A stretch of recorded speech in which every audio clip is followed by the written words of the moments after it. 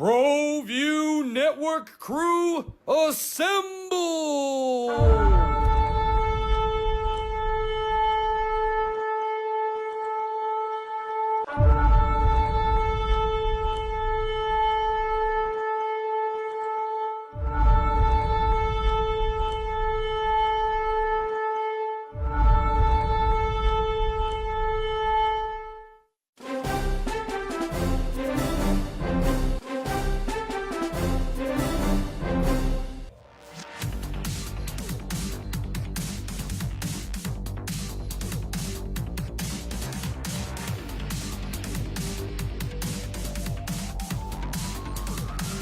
That's good for first.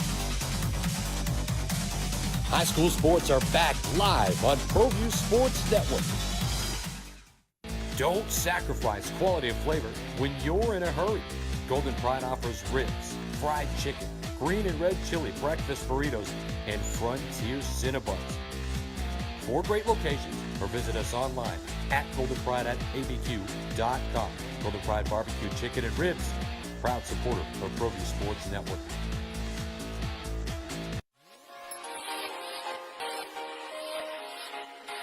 Folks, there's no other way but to be all in. Either he's Lord of all or he is not Lord at all. And you can experience the real and authentic, true life change that only God can provide to humanity. See, when we truly encounter Jesus and purpose to know him and follow his teachings, hashtag life change will occur.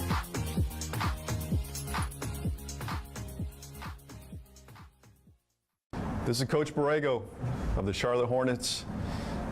Hello to all you parents out there in Albuquerque, New Mexico. I want to congratulate 38 years for the AYBL. You guys are doing a great job. You've shaped a lot of lives, young men and women, and you'll continue to do that. Parents, get involved, sign your kid up.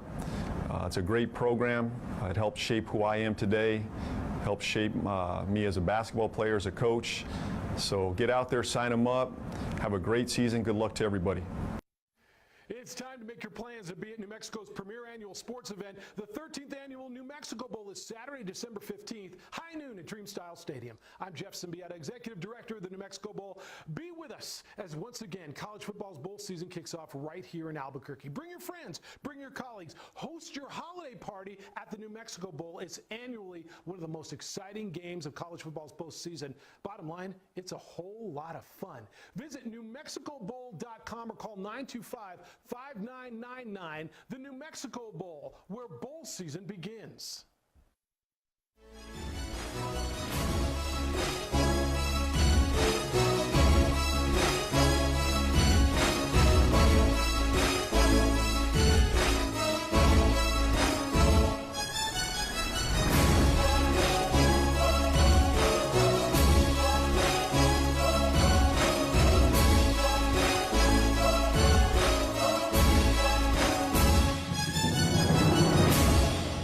Good morning, everybody, and welcome to Red Menace TV here on Proview Network. Leroy Lucero, along with Sebastian Noel of Local Focus. Right, there you go. With Sebastian Noel. Of course, for those of you that don't know, Sebastian used to co-host Red Menace TV, and then he started doing his own thing. He struck out on his own. I say that jokingly because you were already a superstar in, I don't know about all that. in local sports with your play-by-play prowess. As you're one of the main play-by-play guys here on Proview Sports, doing a lot of high school football, basketball, soccer, volleyball. You even do dance. That's right. Is there anything you don't No, do play-by-play no, for? Even on that resume is American Ninja Warrior. Really? Yeah. You did that too? Yeah, we did that a couple of years ago out at the Star Center, whatever that is, and where franchises go to die out there in Rio Rancho. Yeah. We So did. basically, you're a beast when it comes. That's what I said. You are already a local sports superstar when it comes to play-by-play. Hey, I'm just keeping. We're just lucky to have you here, keeping Michael Carlisle's seat warm. Exactly. I guess, is there like a UFC fight this weekend or I something? don't know. I want that guy's job. He's always going to Vegas, right? Well, we'll have to ask Micah if there's a UFC event going. Is there a UFC going on event this weekend? Is it what's his face Fitzpatrick from the Tampa Bay Buccaneers? The dude that tries to copy Ryan Fitzpatrick from the Tampa Bay Buccaneers, he's fighting somebody. I don't even know. Is this UFC or is this MMA? Which one is it? Well, I think we got the Rumble. Micah gives me a blank stare on that one. Well, we got the Rumble in Raton, the Battle in Belen, right? The Clash in Cimarron. But we don't want to step on Micah's toes. Yeah. There we go. He's going to talk about all three of those. Of course, and we'll have Micah on here to talk about that. Also, the University of New Mexico, fresh off their defeat of Liberty, will be in Las Vegas to take on the Running Rebels of UNLV as Mountain West Conference football season starts. A horrific loss, I would say. How do I say this? Because it's like every organization that I'm involved with basically pissed off UNM football this past weekend.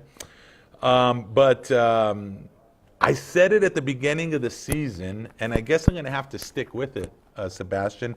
I said that UNM needed to go 3-1 or they're done. And after beating Incarnate Word soundly, they, of course, went to Wisconsin. They got worked. I don't think anyone. But there was a feeling, even though they lost to Wisconsin, and that, hey, it wasn't so horrific. Tavaka Tuioti was hurt. Sharian Jones came in, did some things. I mean, yeah, they got beat pretty soundly, but it's Wisconsin. Competitive half, anyway, against the Badgers. I think that's what had most people pretty confident, that first half. And then, of course, going down and beating hapless, hopeless New Mexico State, which they hadn't done for a couple of years, but was desperately needed. I mean, that to me, had they lost that game, there would have been like Bob Davie being burned in effigy there at Lobo Field the entire time. But they did beat them. But then they ran up against a hot Liberty Flame team that basically just pounded the Lobos. I mean, at the end of the half, it was 42-10. And to be honest with you, I'm kind of shocked UNM even came back. Yeah, I mean, obviously you're always going to look for some positives to take out of that game. The positive definitely has to be how Sharon Jones kind of led them back that second half in what was essentially a close game at the end. Now, I do think if you really did some homework, as a Lobo fan, I don't think you could have expected them to just run all over Liberty and beat them soundly, because that's a pretty good football team, actually. They were competitive last year. There were some people that thought that should be a Lobos blowout, but I was not amongst them. Well, I still say it should have been a Lobos blowout. I know Coach Davie was talking before. They said, "Oh, this team's pretty good." You're saying it now. A lot of people are saying it. Well, they beat Baylor last year, right? Yeah, this is still an FCS team that's coming here. They're playing at a different sea level than we are here. UNM was running better. They had been cranking. All of a sudden, the wheels came off. How many yards did they run for? Who, UNM? Yeah. Well, UNM, look. I said it at the beginning of the season. I'm going to say it again. UNM has had problems running the ball the past 2 years. Well, here's what I'm asking, because Liberty had given up about 450 yards on the ground before this game, and I doubt the Lobos piled up that many rushing yards. Yeah, here, I'll look at the rushing. So really, this is a game that they should have been 211 rushing yards for New Mexico. So they cut it in half. Right. Now, here's the thing. And once again, I'll say this, and I've been following this team. Thank you, Dana, for the highlights here. UNM has had a problem rushing the ball the past 2 years. They shouldn't have had a problem against Liberty if you look at the statistics, right? Once again, their offensive line isn't as great as it used to be. And I don't think we have the type of running backs this year and last year that we did in previous years. Well, Leroy, wait a minute. Not an NFL you can't have caliber. it both ways. You just told me how crappy this team is. I didn't say crappy. Okay, in so many words. And you just told me that they're coming to play at a whole other sea level. Why couldn't the Lobos run it down their throat? Lobos, I didn't say run it down. I said they should have beat them. I think the Lobos are in that area where they're trying to change their offense, which is a good thing because I think they needed to change a little bit of that. But part of that change and part of the problem for the Lobos is they don't quite have the offensive line that they had in previous years under Bob Davie, under Rocky Long, and also, I could even throw Mike Loxley there. And they also don't have the caliber of running backs that they may have in the past few years. I think that has a lot to do with it. Plus, trying to change everything has been different. I do think, and I'll say this, I think there was some coaching decisions that were horrible. number 11 of Liberty, Gandy Golden, I think his name was, basically worked the Lobos like nobody's business. I mean, he destroyed them almost single-handedly.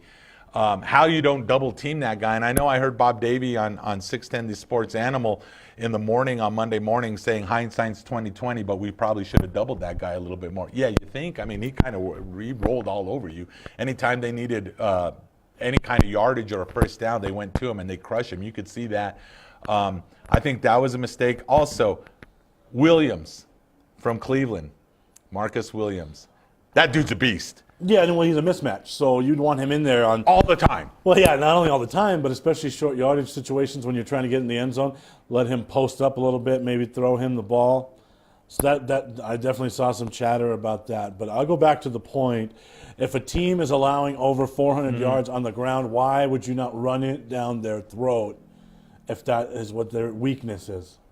Well, two things. First of all, you can't. You haven't shown that you can run it down anyone's throat Everyone so far has. this year. Everyone has run it down their throat. UNM hasn't shown that they can run it down anyone's throat this year. That's number one. Number two, and Bob Davies talked about that and going on. They're not going to run triple option because they're down to basically one quarterback now in Sharian Jones now that Tavaka Tuioti is hurt, as well as Gerhardt's out too. So you have two quarterbacks out. So you're not going to run a lot of option. So you're going to be running basically that spread offense, trying to run the ball out of something that you're totally different of. That problem with Tuioti has been a problem all year long. I mean, he got knocked out of basically the second game of the season, and he came back and now he's done for the year. Well, it's been a problem during the entire tenure, right? Keeping quarterbacks. Well, healthy. I mean, I'm so trying to go back. Try to move away from the. I agree with moving away from the option, but sometimes you got to X and O the opponent that's in front of you, and when the opponent that's in front of you is yielding close to 500 yards on the ground, I think you have to X and O for that a little bit. Well, they definitely tried to run. It's not like they didn't try to. I just don't think that at this point they're quite capable of it yet. That's just my opinion. Once again, I'm not a coach. I'm not pretending to be one. But it's just like we've gone from being a full option, run-oriented offense to now we're dropping back. We're trying to spread the ball out. I do believe UNM does have some solid wide receivers. I think their wide receiver core is pretty good. Watching Marcus Williams, that dude's quickly become one of my favorite Lobo players. I think I tweeted during the game that dude could be UNM's Gronkowski. I think he's that big, and like you said, he does present a matchup problem, whether it's a linebacker or a safety that they try to put on him. And he has great hands. I think where Lobo fans' expectations have gotten a little out of whack the last couple of seasons is the first couple of years when Bob Davies started improving their record, is they didn't turn the ball over much. Right. And that has not been the case this year. The mistakes are back. The turnovers are back. So this is obviously a team that has no margin for error. And I think that little cloud of those two good seasons where they didn't really turn over the football has burst. Now they're starting to turn over the football again. And you know, Leroy, when you turn over the football, it's really hard to win. Yeah, it puts you in bad shape. They had the block punt towards the end of the first half. That was a nightmare. Obviously, I think there was 3 interceptions, if I'm not mistaken, including closing out the game. I know there's some frustration there. You've got a quarterback that basically didn't have a lot of fall practice, wasn't here for the spring. He was dealing with injuries. You're down to your third-string QB. The first 2 QBs that you had, they're gone.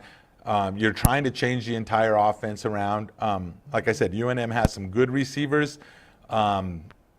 Who's great. I think it's too early to try to throw anything like that on there, but they do have some good receivers. They still have to learn how to shield off their defenders, and Sharian Jones still has to continue to get that chemistry with all his wide receivers. That's probably one of the hardest things, I think, when you're trying to switch your offense from a running attack, which is just ground and pound, to this kind of passing the ball, and now all of a sudden you're down to your third-string quarterback. A lot of these guys, they don't know him. When he runs, they're still trying to figure out how to run their routes properly when coverage is there, or when there's a breakdown as far as the offensive line, and all of a sudden the quarterback's scrambling for his life. How they do comebacks and try to get themselves free. I think all that stuff takes into account. Bob Davey, I think a lot of the frustration was they had 2 weeks to prepare for that. Of course, they were preparing with Tuioti being their quarterback, and now he's out. Well, there's one more thing I noticed in that highlight package that Dana sent us there is, man, we have some nice east side bleachers, don't we?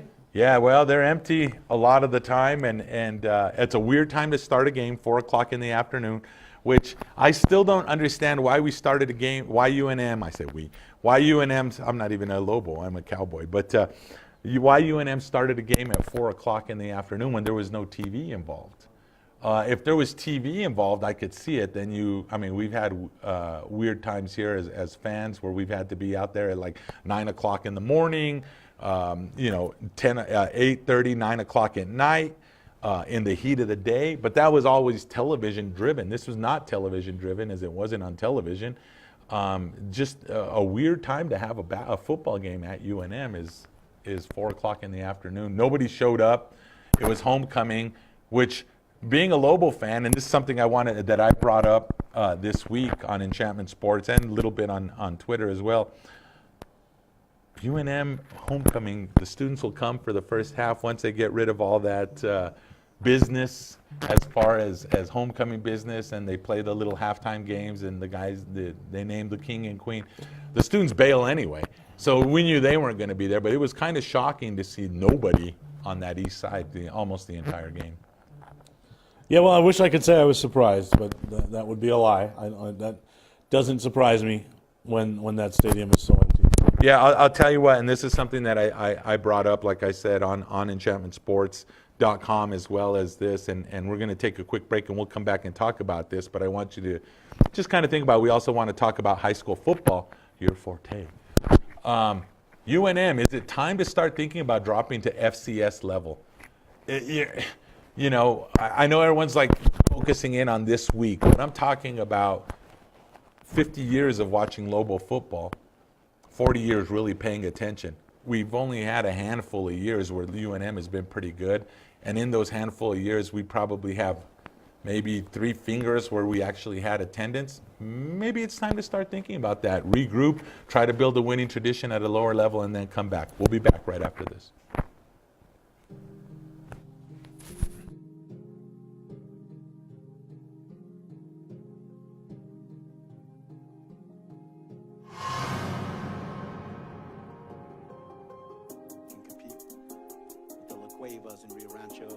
Snap, and there's Gory. He is gone.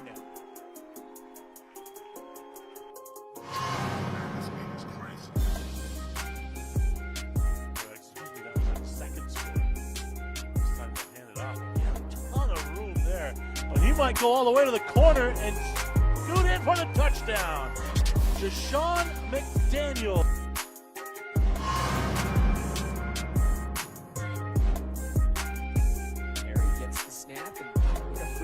Coming his way, but that was by design. It's the halfback screen, and Gory is gone.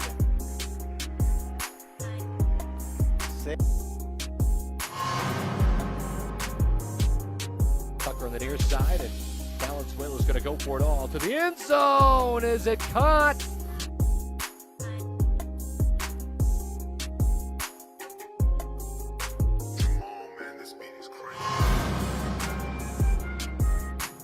Pistol, and it is a handoff again, and it's Carrasco, and he broke it this time. Shot out of a cannon and into the end zone. Touchdown.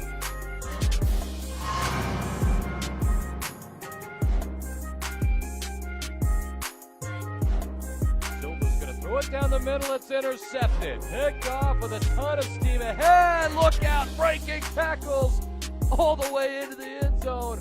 Touchdown.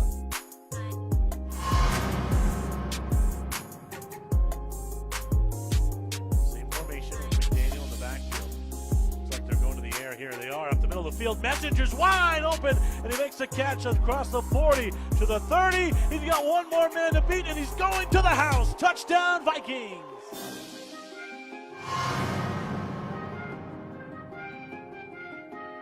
Trips up high for Deathridge. He's going to go for it all. A fade to the end zone, looking for Warner. Does he got it? Yes! Touchdown!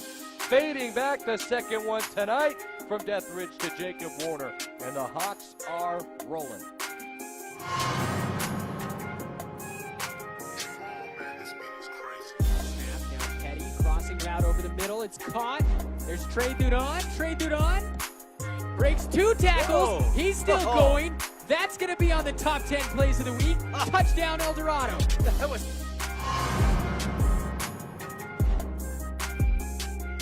3 minutes to play in this quarter. The middle to King Mosley with a one-handed catch, and the King could go all the way for the touchdown.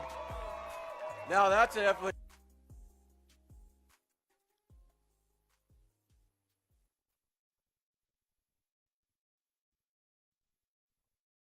It's hard for a child to learn when they're hungry or being abused at home. Let's stop blaming teachers for problems they didn't create. I'm Steve Pierce. My mom loved teaching, but now Santa Fe asks teachers to be truant officers or social workers. Let our teachers teach, fix our broken test system, and put more money into classrooms. Good teachers don't give up on their kids. As governor, I will not give up on our teachers. The Barley Room, a proud sponsor of Proview Networks for over 9 years, is pleased to introduce Black Iron Catering. From weddings and family reunions to birthdays and office parties, Black Iron Catering is perfect for any event. Contact Jamie at 505-459-8259 and book your event today. Black Iron Catering. Let us bring our kitchen to you. Well, I'm going to the frontier, walking to the cashier, order up a root beer and a number 1. Cover it with green stuff, 1 scoop is not enough. Find a booth is real tough, back by the Duke. Meet my family, meet my friends in the quirkiest restaurant I have ever been. All of Albuquerque's favorite spot, it's the Frontier Restaurant. The Frontier Restaurant is a proud supporter of Proview Sports Network. Hey, welcome back to Red Menace TV. Leroy Lucero, Sebastian Noel. Sebastian, Mr. Local Focus, I have to ask you this because I like I said, it just hit me. I mean, I'm watching Liberty, who just came up from the FCS level. They're independent this year in FBS. I think their Conference USA is extended. I can't remember exactly which conference it is, but they're getting ready to join a conference after they become bowl eligible and everything else. And I'm sitting here watching as they're smacking the Lobos around. Now, granted, at that point they had pretty much pummeled UNM, and I believe, obviously you can look at it with the cherry silver glasses that UNM came back. I personally believe Liberty just took their foot off the pedal because they didn't want to smash them too bad. They didn't want to embarrass them. I think the altitude got to them by the end, but the problem is the Lobos didn't keep it close enough. Well, overcome. like I said, all of a sudden they started trying to run the ball and doing things that they were doing differently. I mean, they could have thrown to number 11 all night long and probably scored another easy 20 to 30 points had they chosen to. They didn't. UNM was able to try to march back. They got back into the game. But I was sitting there thinking, UNM has never had a solid football tradition of winning here. Sorry, it's the facts. I know way back in the day, the first years of the WAC, they won the first 2 WAC championships. I know Rocky Long never won a WAC championship. Dennis Franchione won one of the quadrants, I think, and we played for the title then. And I say we because I was a fan. I was more of a fan than trying to look at this more like with my brain. Maybe it is time to start thinking about this isn't working at this level. I mean, we've gone through so many coaches. We've gone through ADs. You mentioned the fans. I can't remember the last time UNM was even sniffing close to a sellout. UNM's losing money with football. We had the argument. Maybe it is time to drop UNM to FCS, see if the Lobo basketball team can get into the WAC or the West Coast Conference. We can cut all these sports that make no money and just get down to that FCS level. We can move forward with leaving Lobo soccer to Rod or whatever, wherever it has to go in all these other sports, because there won't be any television money to be in the Mountain West Conference. But at least maybe we could be competitive in the FCS, maybe get into a couple of playoff situations as they have the playoffs there, kind of build a tradition of winning and then come back to FBS after a couple of years. Well, it sounds like you got it all figured out. I mean, obviously it's not going to happen. Here's what I would say. I did kind of mention that the last time I was on the show was, that would be an option. And I think that would have helped keep some of those other sports around, which I know I care about and you don't, not as much. So I think that should have been on the table earlier. But I will disagree with your second part of that statement. I think you could stay in the Mountain West as a basketball school. And before you say no, Okay. when they flirted with Gonzaga, that was a basketball-only membership. Okay. So I think you call the conference's bluff. Sure. You call the conference's bluff, and you try to stay in the conference for basketball. And I think it would work because obviously they were going to extend that courtesy to Gonzaga. So I've been a Lobo fan my whole life. And one thing I know about Lobo fans is we have this delusion of grandeur with this basketball team. True. That we think this basketball team is something really special nationally. Gonzaga's up here, New Mexico's down here when it comes to college basketball. I won't argue that. It's not even close. I won't argue that, but it doesn't matter. You're missing the point. You call it delusions of grandeur. Major delusions. Okay, that's fine, and I'm not even going to disagree with that on the premise. But it doesn't matter because what that delusion of grandeur, as you put it, brings is support and money. Sure. People are willing to support the team. People have fallen in love with the coach. People will throw their money at the program. That's what you need. You need someone to care. So whether it comes out of a delusion of grandeur or a genuine belief, it doesn't matter because those checks all clear the same. Yeah, for television contracts, it matters because, they support UNM here in Albuquerque and northern New Mexico. Absolutely. Lobo basketball fans are spectacular for that. But once you leave northern New Mexico and Albuquerque, that support dwindles greatly. Gonzaga is known nationally. They're on ESPN. Sure. They've been to Sweet 16s. They've been to Final Fours. So you don't think the Mountain West would? No, I think the Mountain West would say, that's okay, go ahead, take off. We'll fill it with somebody else. Because it is football. Football's what generates, I know everyone wants to talk about soccer. I know everyone wants to talk about basketball. Football, nationally. I'm not talking here in New Mexico, and I love New Mexico, but we're a little backwards here. Nationally, football is the straw that stirs the drink, not basketball, definitely not soccer, not any of these other sports. It's football. The fact that UNM has never, ever really put in the money and support to try to build up Lobo football has now come back to bite us in the butt to the point we are stuck in the Mountain West Conference. UNM can't get to a bigger conference. There is no support. We have to now cut sports. And make no doubt about it, UNM will be cutting more sports in the next couple of years. I do agree with that. Because there's no money. I mean, it's unfortunate, but I agree with it. So where do you get this money from? You can't get it from basketball. That golden goose has already been killed. Or not killed, but it's pretty, Well, you can't bleed that rock anymore. But you don't think Paul Weir's well on his way to? The way the community, they love that guy, and from all indications there's a reason. He does everything the right way. He's a PR guy. I think basketball can make money. Well, we know basketball can make money. We've seen it before, and I think Paul Weir's a great guy. So why wouldn't you think that could happen again? Oh, I think it will happen again. But right as it starts to happen, because we are UNM and because we are a low mid-major, Paul Weir will be gone. He will be gone. He's a rising superstar in the world of college basketball. Sure. I mean, look, that once again, let's not go to this delusion of grandeur that UNM is a destination place. It's not. I think your buddy Steve Elfrod proved that already, right? I mean, the minute someone called, he's gone. Well, your original point to go down to FCS, I think, was a valid one, but I think that should have been on the table maybe a few years ago. Well, and the thing is, maybe then we're not in this place. Yeah, well, it's possible, but they weren't going to do that because the rules have kind of changed now with college football, and I think now with this last expansion that they had a couple of years ago, I think that's the idea of this expanding is not going to happen. I'm not knocking Bob Davie. I'm not knocking the players that played there. I'm just saying UNM can't continue to function the way they're functioning and continue for things to be happening. You can't have empty stadiums. You can't have nobody winning. You can't have... It just eventually is a radical change, yes. But what's my thought? If you want a radical change in Lobo football and Albuquerque's mentality when it comes to football, maybe you have to make this radical change. And I'll tell you what, Lobo fan, Lobo Nation, Albuquerque, New Mexico, we're a bandwagon town. They'll follow any kind of winner. They'll go in there. UNM starts winning, even at the lower level. Yeah, people will whine and cry for the first year or two. But if all of a sudden they start playing in these playoffs, Lobo fan will show up. Well, and that is the carrot at the end there, right? Is that you can dangle in front of not only the fans but potential supporters. Is your trip down to FCS gives you at least a potential of playoffs and playing for a national championship. I know that's way down the road, but there is at least a playoff system that FCS teams have to look forward to. Exactly.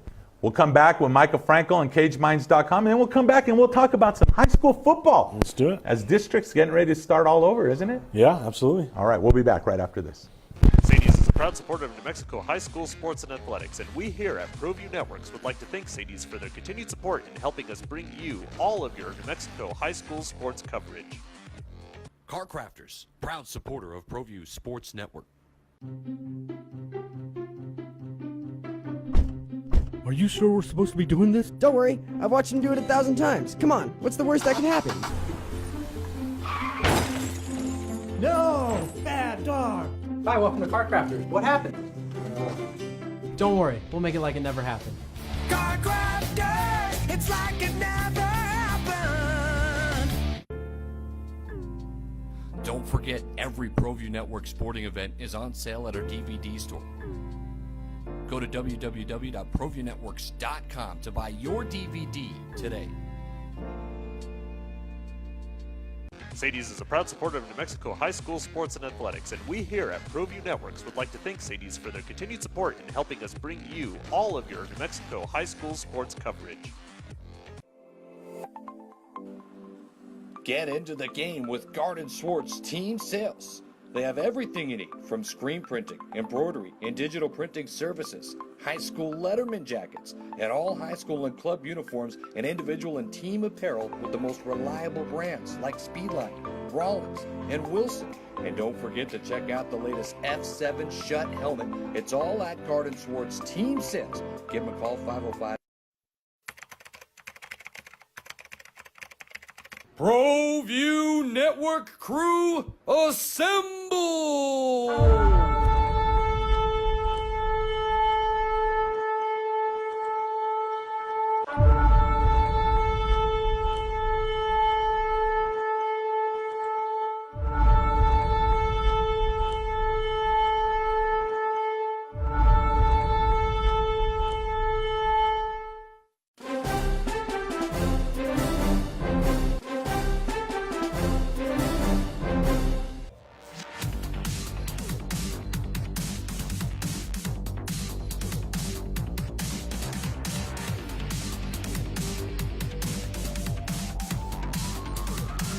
That's good for first. High school sports are back live on Proview Sports Network. The New Mexico High School Coaches Association, established in 1941, is an organization of New Mexico's best and most professional interscholastic coaches. Coaches across work daily to help our student athletes excel in the classroom, on the field of play, and in our communities. Students that participate in interscholastic activities attain higher grades, higher graduation rates, and higher wages. Responsible for the North-South All-Star Games, statewide Coaches Award Program, and providing multiple professional development opportunities for New Mexico's coaches. Be a great coach by coaching beyond the game. Don't sacrifice quality and flavor when you're in a hurry. Golden Pride offers ribs, fried chicken, green and red chili breakfast burritos, and Frontier Cinnabons. 4 great locations, or visit us online at goldenpride@abq.com. Golden Pride Barbecue Chicken and Ribs, proud supporter of Proview Sports Network.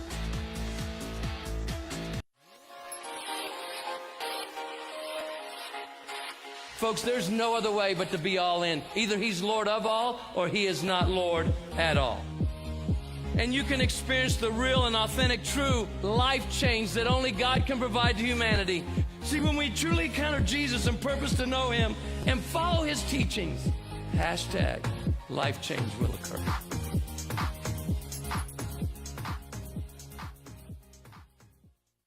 This is Coach Borrego of the Charlotte Hornets.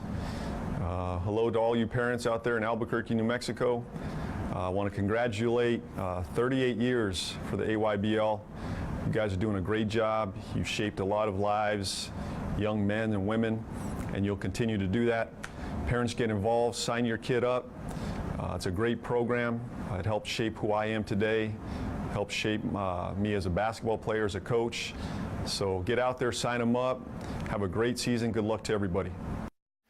It's time to make make your plans to be at New Mexico's premier annual sports event. The 13th annual New Mexico Bowl is Saturday, December 15th, high noon at Dreamstyle Stadium. I'm Jeff Symbieta, Executive Director of the New Mexico Bowl. Be with us as once again college football's bowl season kicks off right here in Albuquerque. Bring your friends, bring your colleagues, host your holiday party at the New Mexico Bowl. It's annually one of the most exciting games of college football's postseason. Bottom line, it's a whole lot of fun. Visit NewMexicoBowl.com or call 925-5999.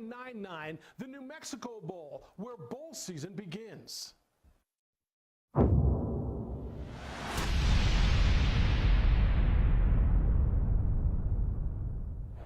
Welcome to the place where we talk about people getting punched in the face. This is Caged Minds.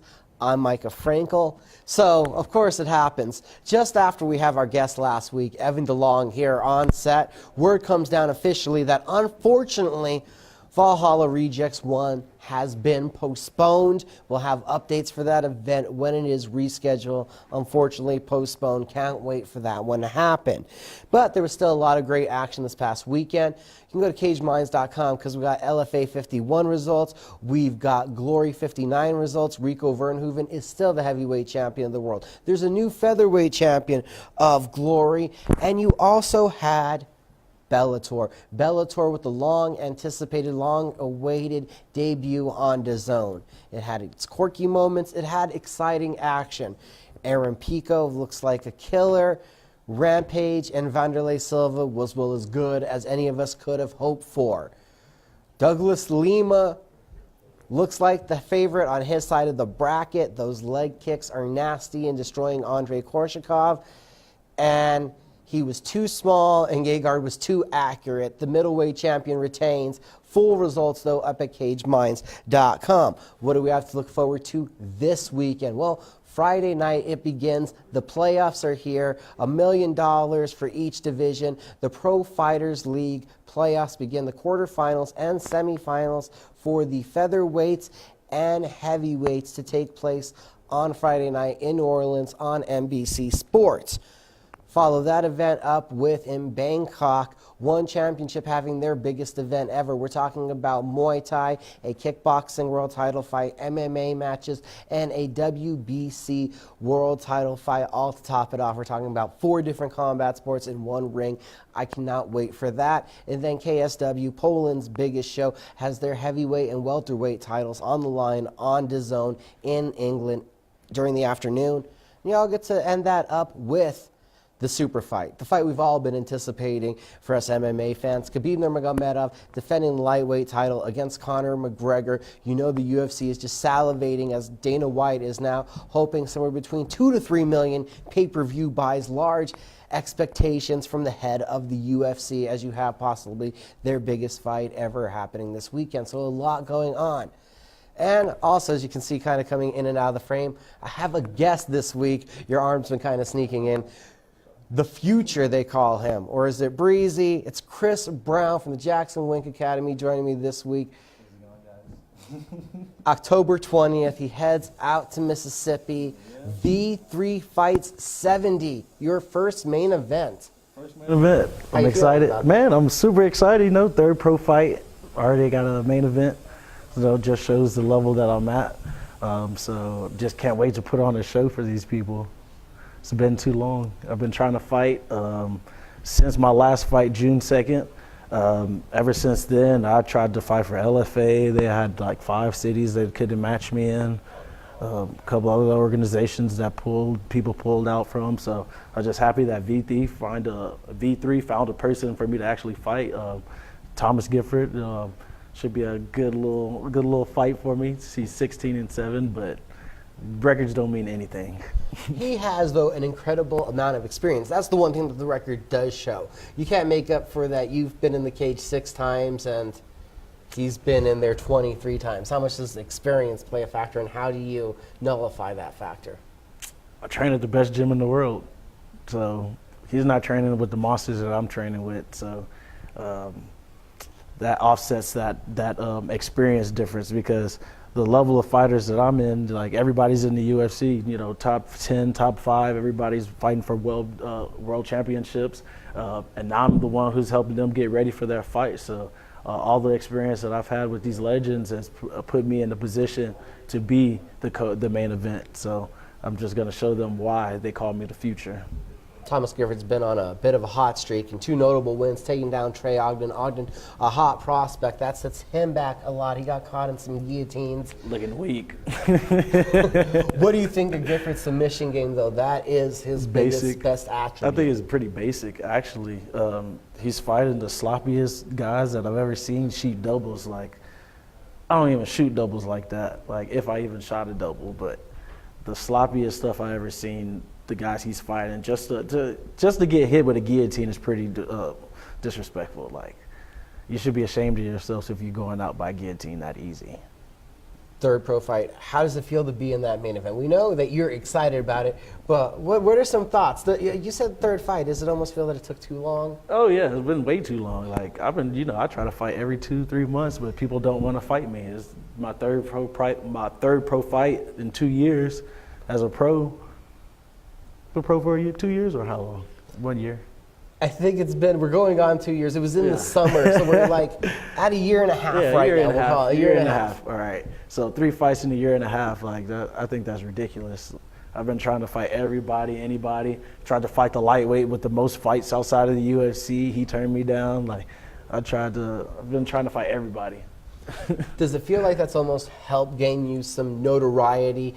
Because of how many matchmakers have had to get involved in this process, how many agents, so you become known in that. I'm actually like known around all around the country now, so it's crazy. Like, just because people are like, oh yeah, I've heard about you, I've heard this about you. Like, I had to take all my videos off the internet because people were getting scared of the pro debut.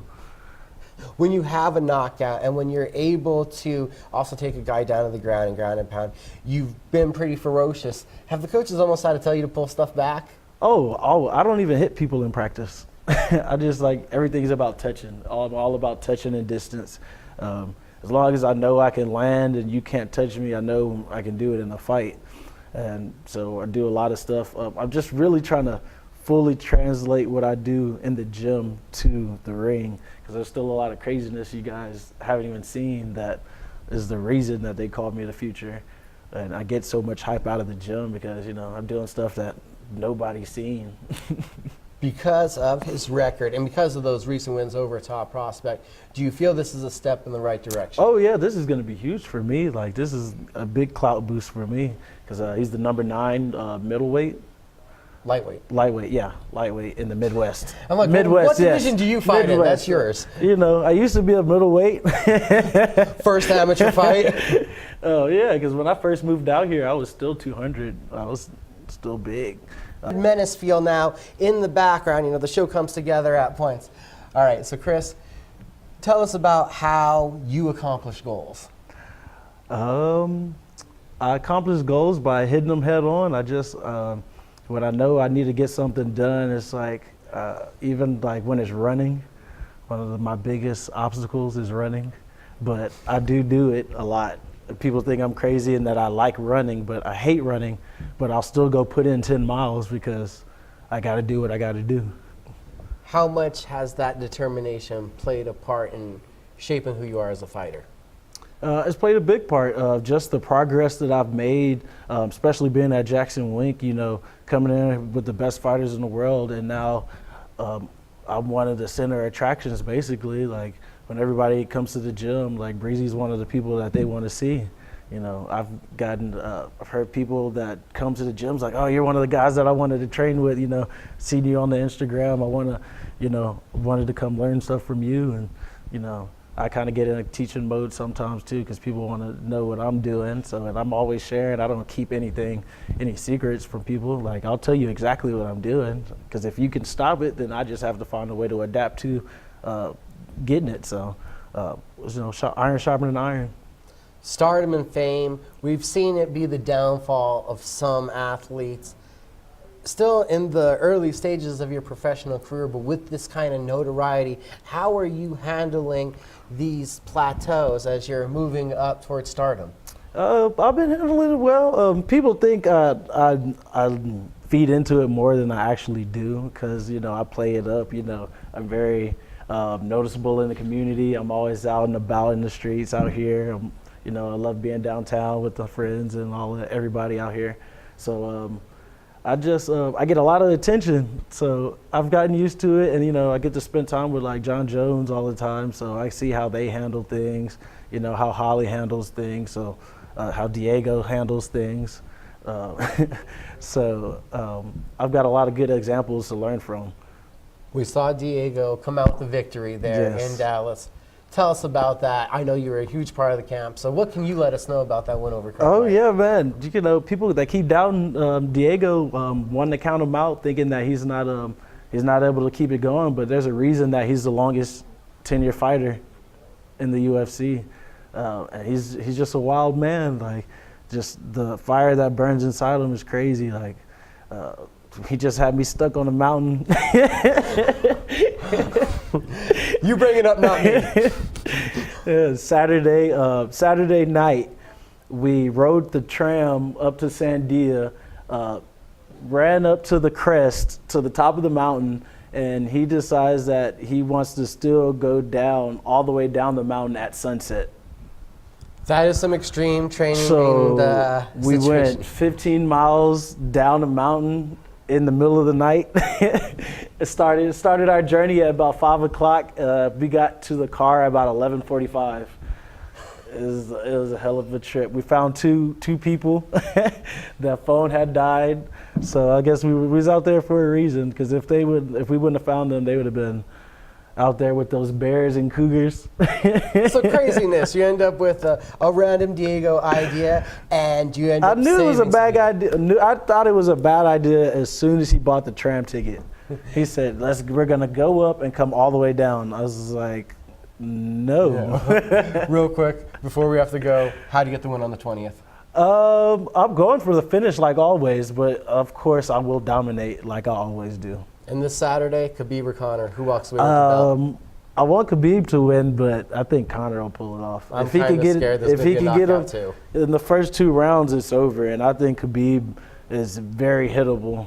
That head movement, he doesn't have much. No, he pulls no head back movement. straight up, and you can't pull back, and you don't have anywhere to go. Connor's too accurate, and I don't know if they even trained any way for him to protect himself on his entrances. So he probably just went and did the same game plan he always does. Like, I'm just gonna wrestle. I'm just gonna walk you down and wrestle, and he's not the person you want to just walk down. We'll see you on Saturday, and we'll be back with more Red Menace TV in just a moment.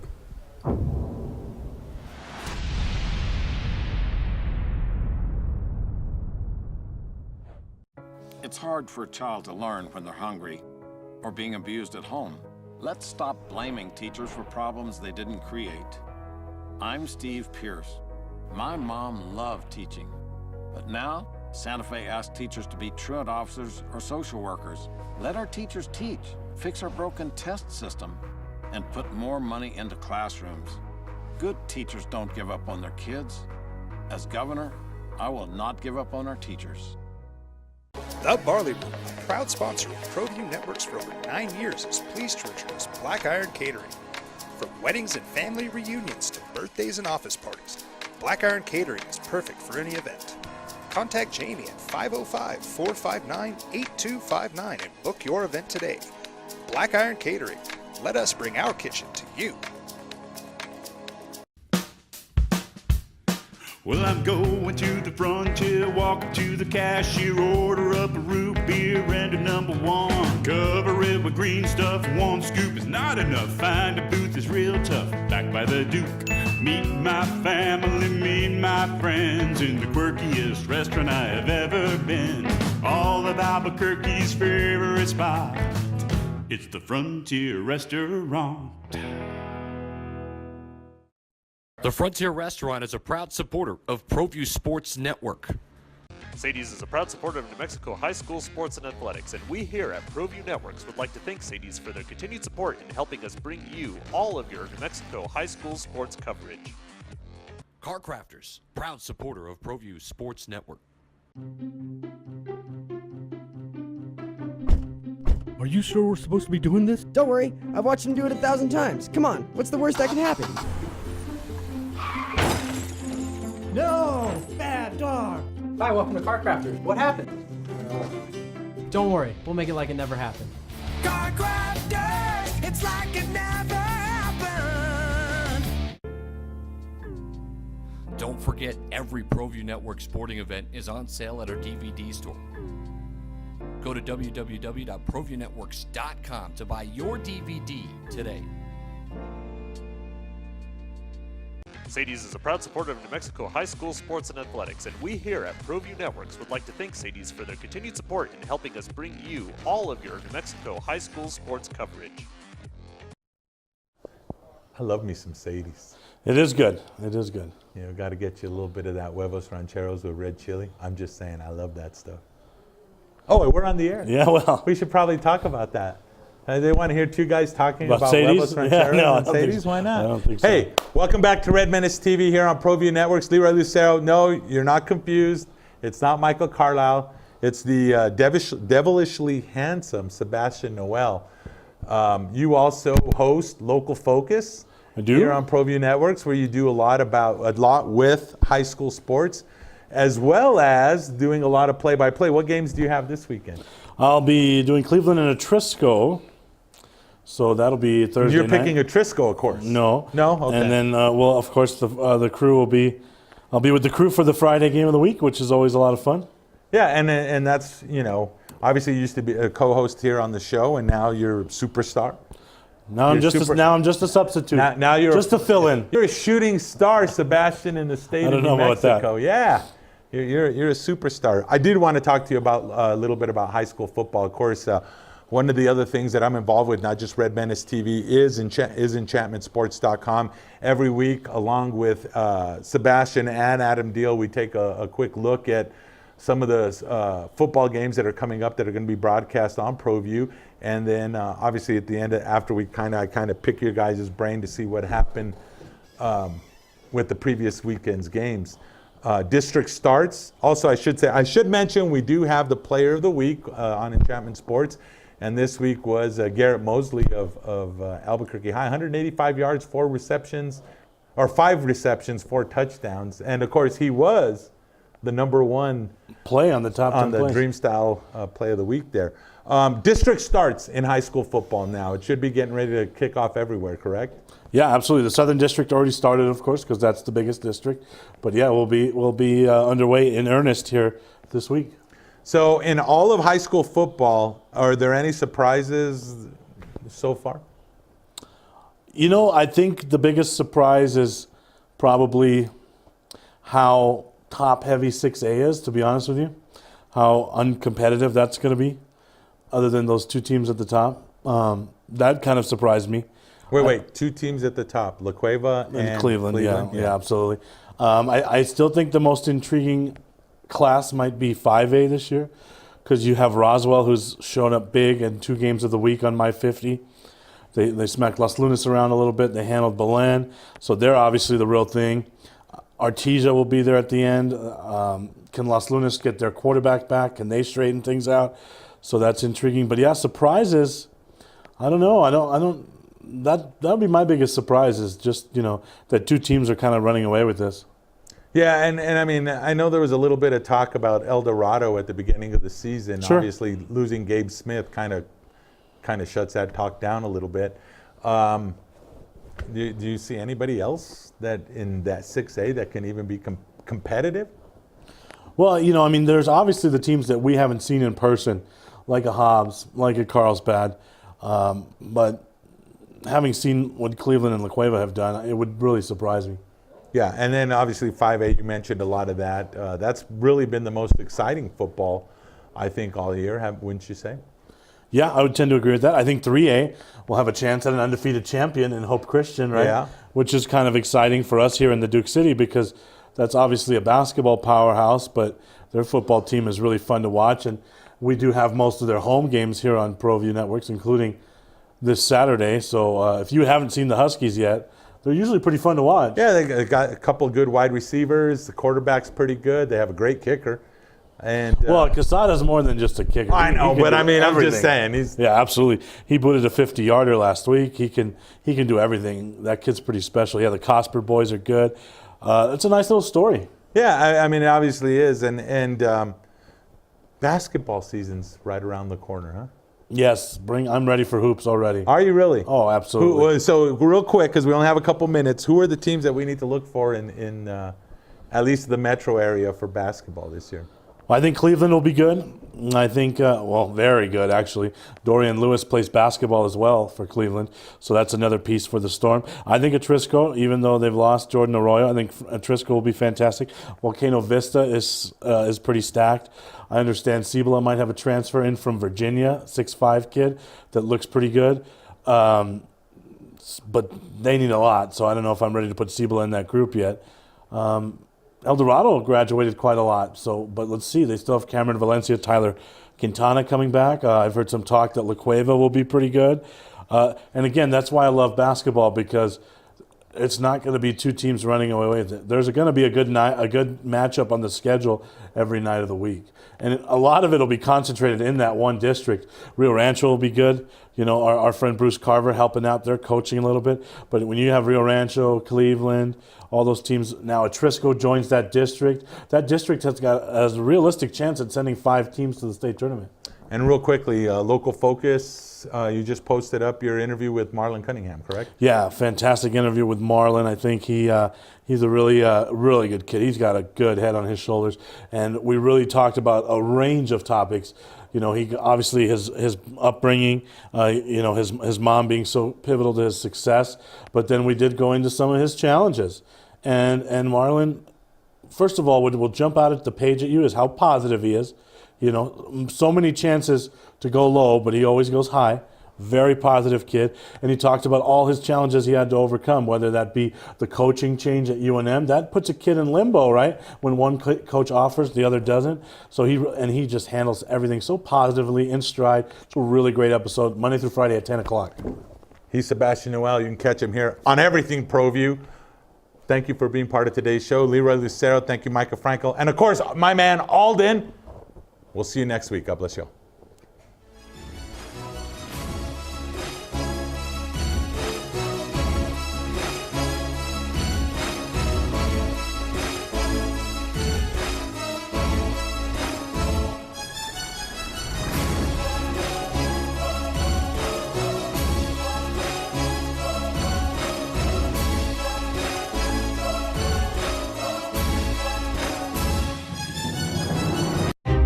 What is glamour?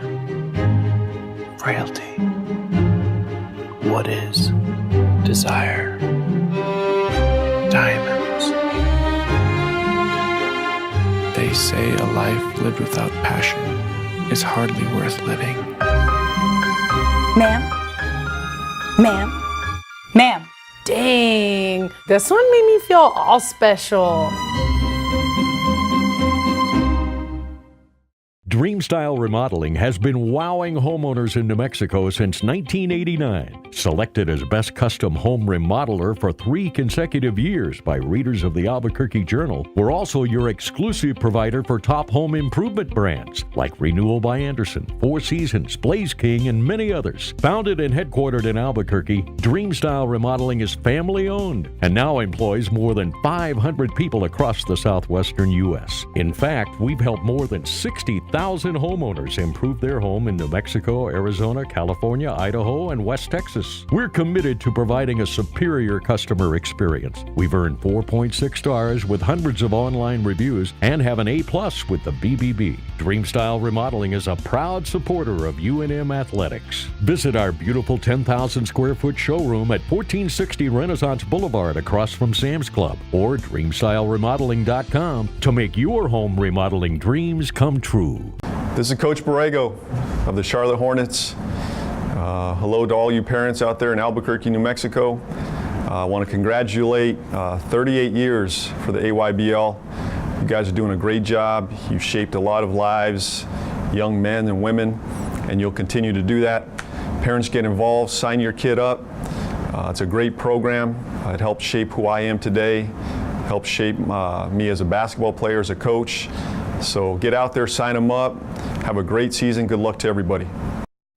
It's time to make your plans to be at New Mexico's premier annual sports event. The 13th annual New Mexico Bowl is Saturday, December 15th. High high noon at Dreamstyle Stadium. I'm Jeff Symbieta, Executive Director of the New Mexico Bowl. Be with us as once again college football's bowl season kicks off right here in Albuquerque. Bring your friends, bring your colleagues, host your holiday party at the New Mexico Bowl. It's annually one of the most exciting games of college football's postseason. Bottom line, it's a whole lot of fun. Visit NewMexicoBowl.com or call 925-5999, the New Mexico Bowl, where bowl season begins.